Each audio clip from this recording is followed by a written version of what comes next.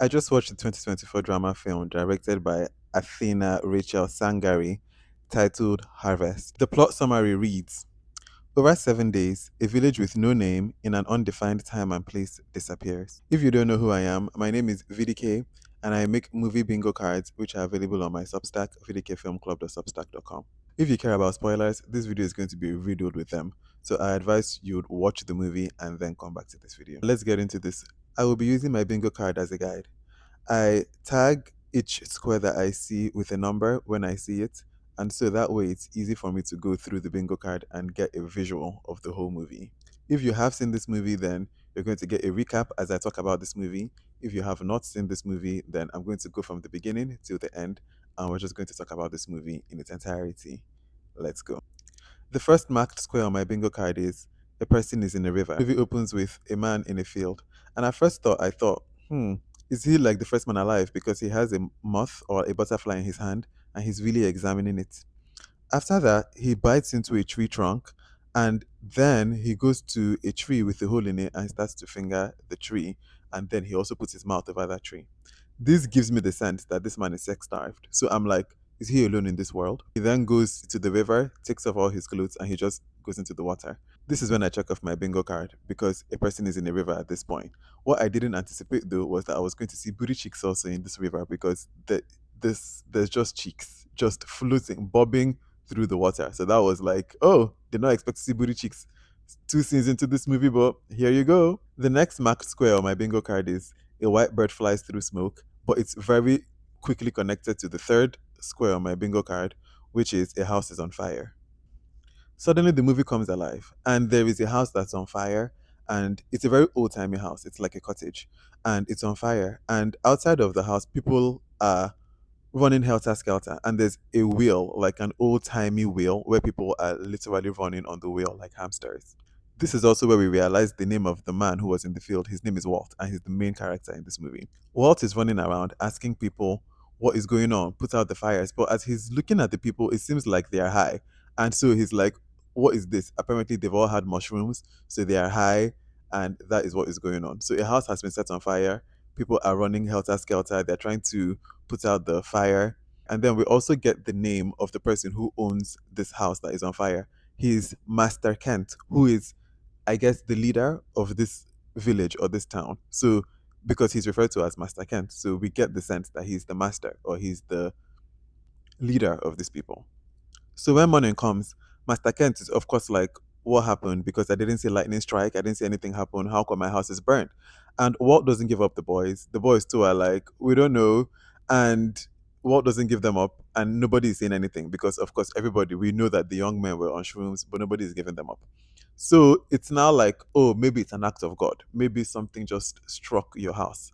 Or maybe it's someone that's not among us that is responsible for setting your house on fire. We also learn from Walt that this village has no magistrate and they are like 3 horse rides away from the market square. So this village is away from society.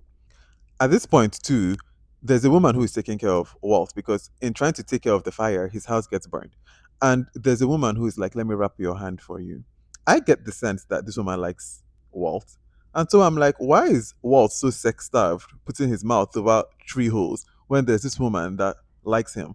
First question in my mind, just going, I want to know more about that. The next marked square on my bingo card is people are on a hayfield. And so at this point in the movie, we now get a sense of what this village is. So they are farmers and they are on a hayfield. They are just doing old timey kind of farming. Like they use a lot of words that I'm like gleaming, and they are basically just farmers. So that's what they do. And they are like also shearing sheep. So I guess they also do wool manufacturing and farming. That's their main thing from what it looks like. They produce wool, they farm, they gleam, they do old timey farming. Which leads me to the next marked bingo card slot, which is a painting is being made with a feather quilt. So at this point, we then see a Nigerian man because that man starts talking immediately. I say this man is Nigerian because I'm also Nigerian and his accent is very Nigerian. There's this Nigerian man, but for the purpose of this, I would say maybe he's African. I don't know if he's supposed to be Nigerian in the thing, but I just know that his Nigerian accent is very evident to me. So he's doing a painting, and it's a painting of a map.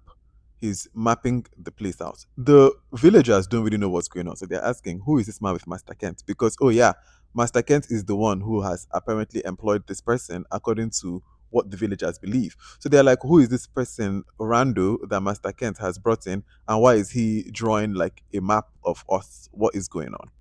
So the next square on my bingo card is someone is held in a pillory, and this is where things start getting good.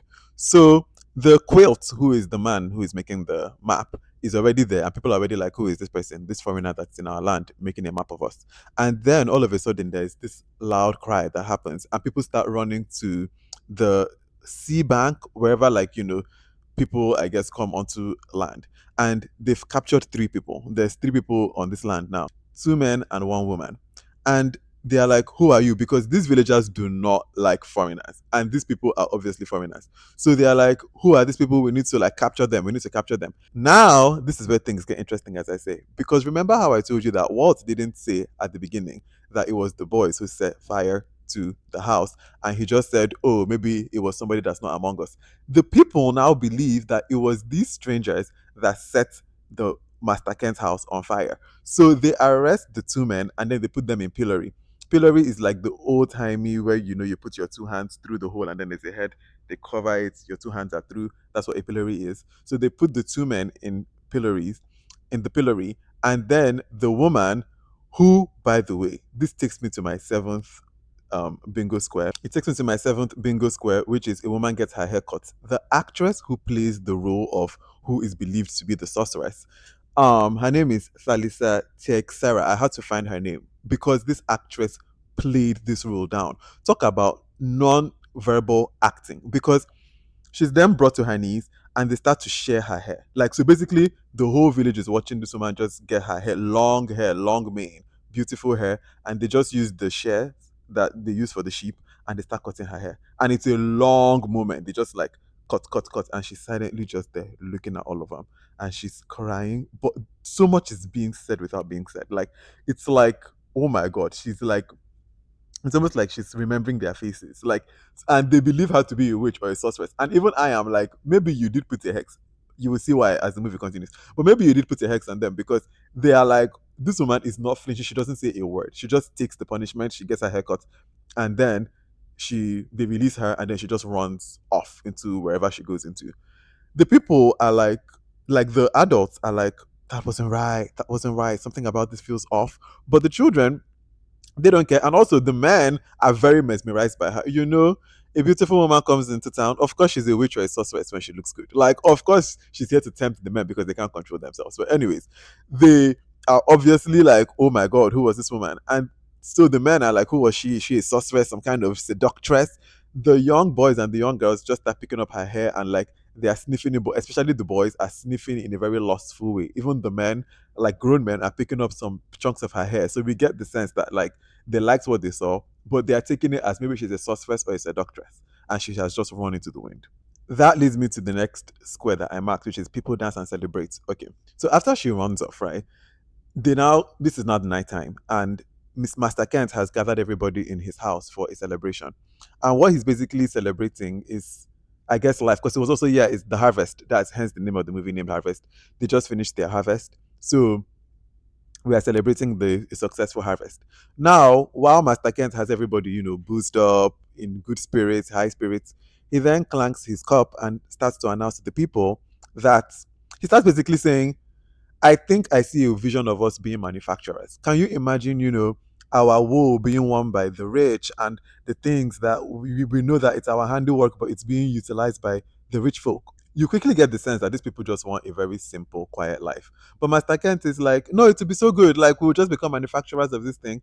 And one of the guys tells Walt, like one of the villagers tells Walt, this man is trying to come and ruin the good thing that we have. But Walt is like, because Walt, by the way, at this point, I should tell you, is like the service hand of Master Kent. We get the sense that this is him and Master Kent are friends. Like, Walt is Master Kent's like right hand man. So this villager tells Walt that this man is about to come and ruin things for us, but Walt doesn't really say anything because Walt is a man of few words. After Kent's talking, though, he then invites everybody to dance and celebrate, and that is where I tick my bingo card. I also tick my next bingo slot, which is a person bangs their chest while heaving because as they are dancing, they are doing this like kind of part of the dance, I guess. And then I also mark the next another bingo slot, which is people dance around the fire because this also happens here. They're dancing around the fire, it's celebration. But then As they're dancing around the fire, this is giving very hallucinatory because it's kind of like purple looking. So as they're dancing around the fire, they notice the sorceress again. She just kind of like appears, and it's like, oh, not this witch here again. Uh oh. So Walt follows after her. So Walt chases after her, but he doesn't find her. However, as he's running, you remember the people that are in pillory, they are still there, and they're going to be there for 7 days for burning this house, and that they didn't do. But anyways, so they're still in pillory, and so Walt runs past them, and they're just badgering Walt. They're like, "Look at you trying to find her. You like what you see, huh? You little slut." Can I say that on YouTube? But basically, they are like coming for him, and they're like, "Who look at you, you small man," basically ridiculing Walt. And Walt seems to feel bad about these people's situation, so much so that the next morning, when they're all going to do their farming, the villagers, he he suggests to somebody like, "Can we please get a stone for the shutter of the men on the pillory, because he's really struggling over there." So they're like, "Maybe we can give him a stone for some support." And the people are like, "Oh, what? Did you get a conscience overnight? Please let them suffer." And the people who he's trying to help, the people in the pillory, still don't even care about the help. They're like, "F off. We don't want your help." And so he's like, "Do you guys realize I'm trying to help you?" Anyways, it's back to the story. So it's time for the gleaning ceremony. And the map maker, so Master Kent asks the map maker to pick the gleaning queen. Now, this is a no no for the townspeople because apparently, this is a foreigner. The map maker, by the way, is the African man, the black man who is just doing the map. He doesn't know these people. He doesn't know their lifestyle. So they're like, "How dare Master Kent ask this foreigner to come and pick our gleaning queen?" And the map maker looks through all the ladies who are, they've really decorated themselves and like, who looked nice to come out and be the gleaning queen. He picks like a very young girl and he's like, "You're my gleaning queen." He goes to like touch her, and the way the mother of the girl is like, "Uh oh, you want to touch my child?" Oh. And it's like, oh, now at this point, I'm like, is this also like a racial thing? It doesn't sound like it is, but I'm like, my mind goes, is this also because of race? I think it's like he's a foreigner, like, and they don't like foreigners at all. But also because, is it because he's black? Hmm. But it's not alluded to in the movie, but anyway, that leads me to my next square, which was the quotable moment that I had. Because after the gleaning ceremony, Master Ken then asks Walt to show the map maker around. I'm going to call the map maker Quilt because I think that's his name. They just call him Quilt. So Walt is showing Quilt around and they have a conversation. It's just two lines of dialogue that really perfectly encapsulate two different types of people. Because while Walt is showing Quilt around, Quilt is taking notes. And so Walt asks Quilt. Walt Quilt is very hard to say. That's a tongue twister. Walt asks Quilt, "Writing their names is your way of knowing them." And then Quilt responds to Walt saying, "Naming things is knowing them." Which is, again, Walt is the one showing Quilt around and saying, "This is what this is. We call this one, we call this one that." And he now asks the person who, again, the foreigner who is just taking notes, "Oh, writing your stuff, writing these names is your way of knowing them." And then the foreigner says, "Naming them is knowing them." That is just the way, just that line of dialogue. Obviously, I'm not an actor, I'm not delivering it the best way. But the way when it happens, it just perfectly encapsulates these two different types of people. Where instead of seeing what the locals are telling you, writing their names, documenting their life as just a charitable thing, you're thinking of, how do I rename them? How do I name these things by my own self? It was so like wild and just a juxtaposition already, and tells you who these two different characters are in this moment. It also, by the way, leads to my LOL moment, which is my 11th mark on the bingo card. Because while, again, Walt and Quilt are like hanging out and Walt is showing Quilt around, there's a point that Quilt is like still working on his map. And this woman, an older woman, comes with the children and they bring them to this large rock. And she's like, "Saddle up, come Mary, come John, come all these people." And I'm like, okay. And she's just bringing them to this large rock. And this is about to sound so horrible, but this was my LOL moment because she brings them to this rock, and next thing she's like, "Good morrow, Walt," and the Walt is like, "Good morrow," whatever her name is, and it's like, "Okay, huddle up." So the first child comes to the rock, and she takes the child's head, knocks it into the rock, like, "Boop." All right, Cindy. Boop. All right, John. Boop, on the rock. I don't know. I burst into laughter because I was like, "What is this?" And the way that it's described is, it's so they know where they belong. They are smacking their head against boundary stones so that they know where they belong. Now, obviously, this looks comical because, again, it's just young children and they're just poop, their head against rocks. It looks comical, but I think it's also intentionally done because it's very easy to look at somebody else's different way of living and go, oh my god, this looks comedic or this looks weird. Like, why are they knocking the children's heads over rocks? But this was a tradition that they had. This was meaningful to them. It's sad, even for me, that this is my own LOL moment. It's because I'm a mess. And I just found, I don't know, the way that they were just bringing those children to knock their head on the rock was comical to me. Sorry about it. But and again, they were not bleeding or anything. It's just like a pop on the and then they go. But I was like, it's also just shows how we as people can just see somebody else's thing and just go, oh, that's weird or that's odd. But this is how these people live. This is their tradition. And you can even see that because Quilt is looking at it and he's like, what in the world? But again, it's their tradition that you are not part of. After that LOL moment, though, I mark my next bingo square, which is someone slaps another person. Now, the way it happens is so random. Basically, Quilt and Walt are talking, and Quilt asks Walt, how did you come to be in this place? Walt starts telling the story of how his mother was Master Kent's. I'm just going to start saying Kent because Master Kent is long. Um, Walter starts telling the story of how his mother was Kent's milkmaid. And so they kind of grew up together. And because of their proximity in age, as Kent learned, so did Walt. So they were both growing together, learning together. The books that were available to Kent were available to Walt as well. So they grew up together. So when Kent then got married to, I'm realizing right in this moment how Quilt, Walt, Kent, what kind of, these names are so hard to, especially as somebody who kind of talks fast, like it really feels like a tongue twister. Anyways, but I'm going to try and just get these names on track. But Walt then works for Kent. Kent gets married to a wife named Lucy Jordan. Lucy Jordan is rich, and Lucy Jordan is the one who owns this whole place that they are, this land that they are on. So when Lucy gets married to Kent, they then come to this land where they are living now. And as they were coming, Kent invites Walt to come with them. Kent brings Walt on to be his assistant. But when Walt comes to this land, he then finds his own love. And when he confides in Kent that, oh, I think I found love, Kent is like, you're free to stay on this land and plow the land and live your life with the love of your life. I've relieved you of your duties. Go and live your life. So that is how Walt, who is not an actual local, so he's not a born and bred villager, he's also a foreigner that has turned into a local. So he came as a visitor and then turned into a local. So unfortunately, it's also revealed when Walt is talking to Quilt that his wife died. His wife passed away and she died by a bee stinging, like a bee stung her and then she died. Which I was like, oh wow, this is a very old time or like a very different time because obviously I know that bees can still kill people, but like something about dying by a bee sting is so wild. But so she dies young by a bee sting, and also she dies the same spring that Kent's wife dies. So they both died in the same spring season. And why, again, I remember this about the slapping another person, is because suddenly, in the middle of conversation, just like as I'm talking to you right now, um, Quilt is like, I'm so sorry for your loss. And then Walt goes, can you please slap me? And Quilt is like, oh, I don't want to slap you, but Walt is like, please slap me. So Quilt slaps him and he's like, can you slap me harder? And he's like, Quilt slaps him again. So after like 4 slaps, Walt then reveals that actually the place that they are standing is the burial ground of his wife and Kent's wife.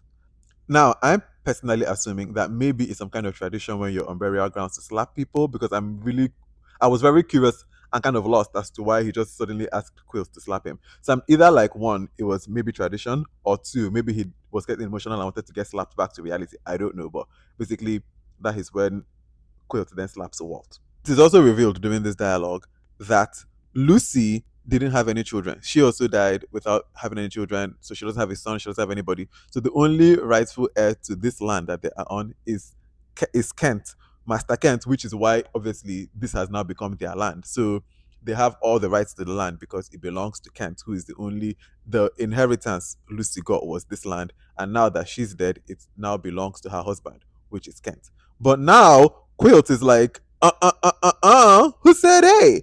Because apparently, by law, the Kent is not blood. And because he's just the husband, but apparently there is a cousin that exists named Edmund. And Edmund is the person who actually is doing all of the things. So you know how Kent has been saying, "Oh, we need to become more manufacturing," and he's brought this map person. Apparently, it's actually the cousin Edmond that is asking for all of this to be done because he wants to come and take over the land. So now this is where things start getting very like, oh, what? When I tell you not long after this, the next bingo slot is then ticked, which is a person rides a horse. Because immediately after Quilt tells all this information, guess what? Edmond comes into town on a horse. It's him and like three other people. And he comes at a very ill opportune time because remember the people that are still on the pillory? The shorter man, I guess they had thrown food, people were throwing food on the pillory. And the pigs at night came to start like chewing the food. But as they were chewing the food, I guess some of the food was also on the shorter man's leg. And so the pigs, not knowing which one is food, which one is leg, they chewed the man's leg. And so he bleeds out in the middle of the night because his leg has been chewed up by the pigs and he's basically dead. So by the time Edmond is coming into these people's town. He's seeing them in this state of like, there's a dead body, there's somebody on a pillory. Things are looking a mess. And again, the last time Edmond saw this was when his own cousin, Lucy, which is Kent's wife, was alive. And it's like, oh, this place is not, this place kind of has gone to crap. What's going on? So he just meets them in the worst possible condition, which isn't that so sad that these people have been existing and living their life, la vida loca. And the time you finally come is to just see them at, is just to see them at their worst. So now that Edmond is in town, he basically pulls Kent to the room, like to the house, the main house, and they are both talking. And then we realize a lot of things. Edmond basically is like, look, I don't care about these people. I don't care about these villagers. I don't even want to live here. I don't want to have anything to do with this. I am a boy of the city. I don't want to be here. What I care about is profit, and this place is not being profitable. Kent, of course, is like, but there are people who live here. These are like family. Edmond is like, I do not give a hoot. I need them to be profitable. There's actually a quote that perfectly encapsulates Edmond's character. He says, how can it profit us that there are trees producing shade? So that's basically who Edmond is. And he's brought a supervisor that's going to come and optimize the land using the map that Quilt is making to optimize the land for farm production. He says, because I had to write this because I'm not really, he says, the commons will be cleared and privately enclosed. These lands are going to be pasture and will never need another plow. So basically, he plans to just turn this whole place into like, it's just for the sheep. Let the sheep just have a place to eat, and then they can maybe get a couple of people that can do like the sharing of the sheep, getting the wool, and then just have the place as pasture. Like we don't need all these people here. So that is what Edmond is here to do. So obviously, these villagers have been living their life. Edmond has come in. He's here to just upturn their lives. The next square that I check off is my aha moment. You know how I've been talking about how Walt is so sex starved, but then there's this woman who is with him. All through the movie, I'm like, who is this woman who keeps like she's caring for him and she seems to like him, but every single time, because I think it happens like two moments when they start, she wants to kiss him, Walt retreats from the kiss, and then there's a moment when she's naked and she's like guiding his hands to her breasts, but and she's like gyrating on him, but Walt isn't feeling it. The man isn't rising. He's like, yeah, it's not happening today. And it seems like it's never happening. And I'm like, why? So who is this woman? It then turns out that she's also a widow. Two of them were just lonely together. Apparently, she lost her man. He lost his wife. So they just, they don't even know what they're doing. I think Walt literally out of his mouth says, that is the state of widowhood. We have no idea. They don't know what they're doing. They're just lost together. So they are both taking care of each other, but nothing really physical. Like they don't even know what is going on. But basically, that is what's happening there. And I'm like, oh, so that is who this woman is. Gotcha. So this naturally leads me to the next square on my bingo card, which is a person is called up against an animal. So back to the story. So Kent's horse dies, and not just dies, has been murdered. Like there's a knife to the horse's head, and this is a very big deal because obviously Kent liked his horse, and Edmund is like, okay, we need to find out who killed this horse. He then recruits Walt to assist his men in going to find out who killed the horse because he's like, horses bleed a lot. So whoever stabbed this person definitely must have some blood on themselves. So he says that Walt and his men should basically just go into buildings and find whatever has blood on it, and then that would be like the smoking gun of who killed this horse. As you can imagine, the people are side eyeing Walt. They are like, traitor! you're going to do this against us. You're going to, side with these people. Like, why did Edmond pick you? Why are you going to come and like wreck our homes? And they really wreck their homes. Like, Walt is truly helping them because what they're asking, what like whose house is this? And Walt is just telling them, oh, this belongs to Kitty. And then they will go into the house and just start throwing away the villagers' items, like throwing their whole lives, like their baskets of food, their pillows made of raffia, like the lives they've created just getting upturned by these people in search of whoever killed Kent's horse. Naturally, this gets people upset with Walt. Anyways, eventually, the person that's taken for the killing of this horse is a little girl. Remember the little girl who was the gleaning princess or the gleaning queen? Yeah. So basically, she's playing in the fields. It's a small girl, and she has this shawl over her, and it has blood on it.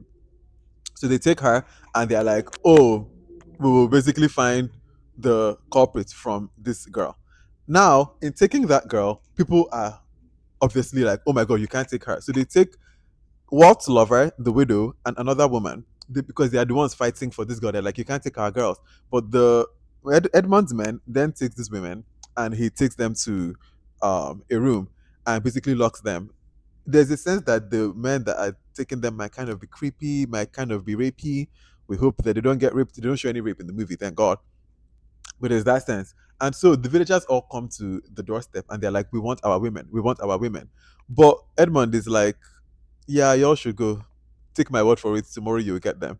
And they don't really have much. Like they are just a very meek people. I think Walt even says this. They are meek people. They are very easily controlled. So they are like, well, I guess we'll come back tomorrow. And the women who have been taken are like, so nobody really came for us because they don't even know that these people had come for them.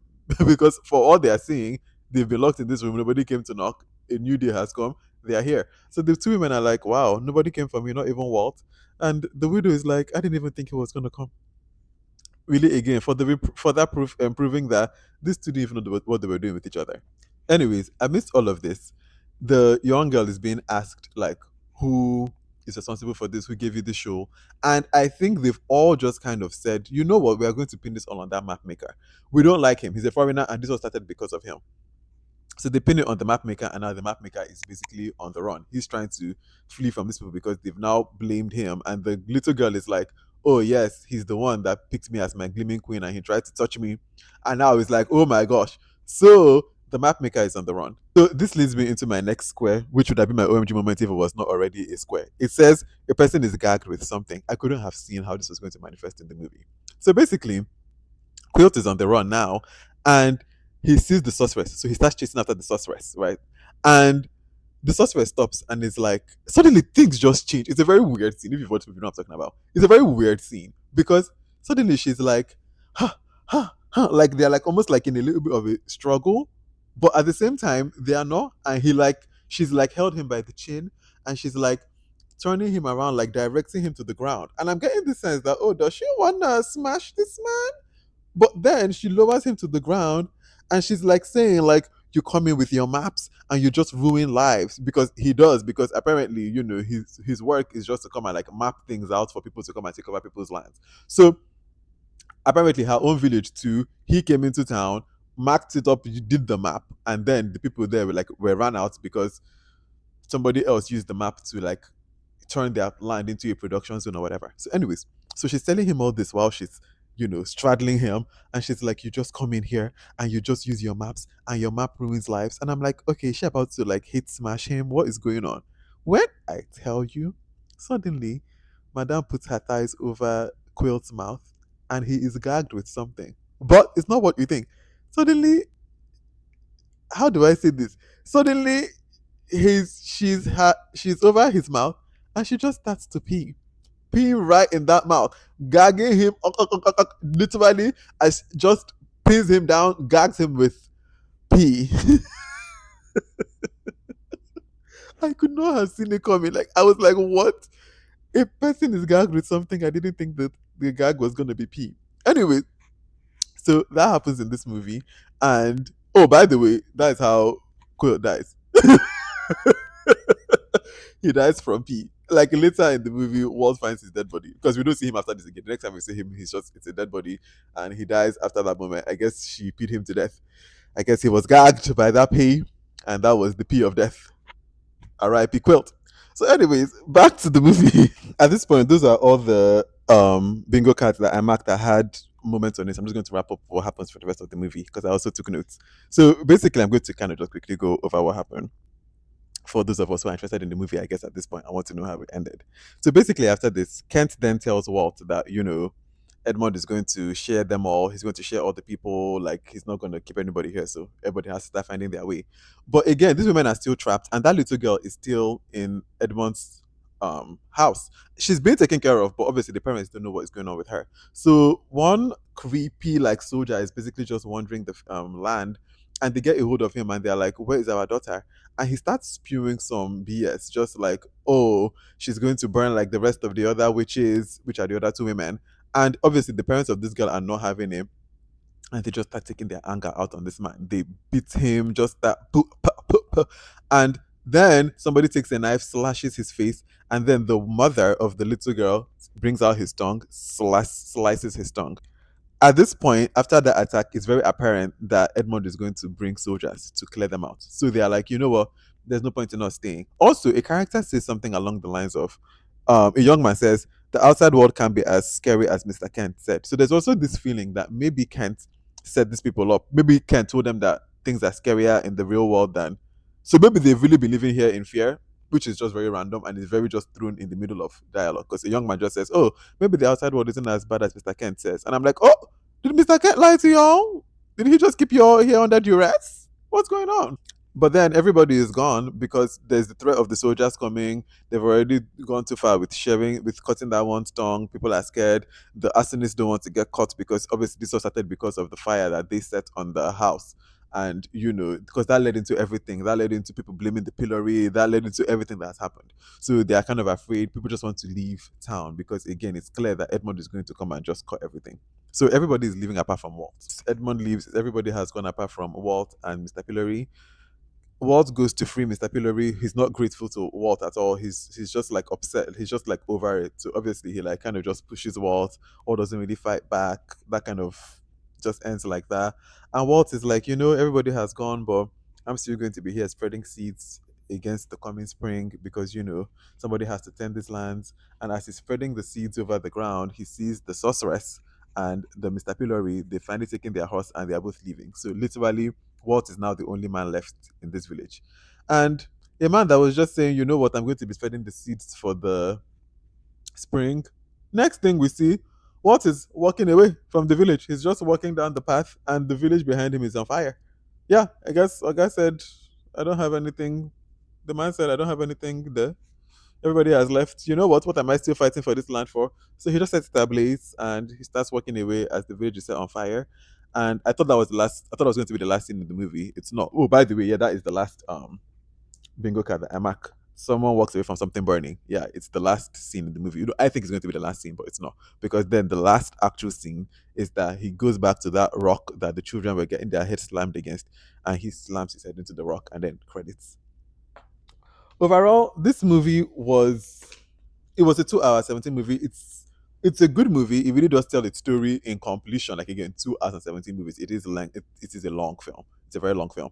It really needs a lot of patience because it's also not very fast paced. It really takes its time in the story it's telling. But if you sit with it, it's a film definitely worth watching. I give this movie a 4 out of 5. It's really good. It tells its story well. It's obviously a story of people just coming to take over somebody else's land, which happens. You just come in and you don't care about the people who have lived there. There's so many themes to go from it. People just overtaking lands. How a simple lie can lead into another person getting blamed for your actions. Like how the people like didn't just fess up to being on shrooms, so now somebody else is on the pillory and has caused all this mess, and now there's a dead body on the pillory. And again, there's so many themes. I've talked about this movie enough already, so you can already gather the themes. And there's so many themes from this movie. I think it was a really good movie. It's very well shot. It really takes its time. But overall, I think it was a really good movie. I think the actor, I had to find his name, that plays Walt. His name is Caleb Landry Jones. Did a phenomenal job in this movie. He kills it. He knocks it out of the park. And then that other actress that played the sorceress, Thalisa Texera, she also did a fantastic job. Arinze and when I saw the title credits, I said I knew that was a Nigerian man. Arinze also did well. Everybody did really well in this movie, and overall, it's a really good movie. I think it was a good time. If you like this movie or interested in like this bingo card or any future bingo cards, they're all available on my Substack, which is vdkfilmclub.substack.com. I really hope you enjoyed this video. And until next time, have a fantastic rest of your day. Bye.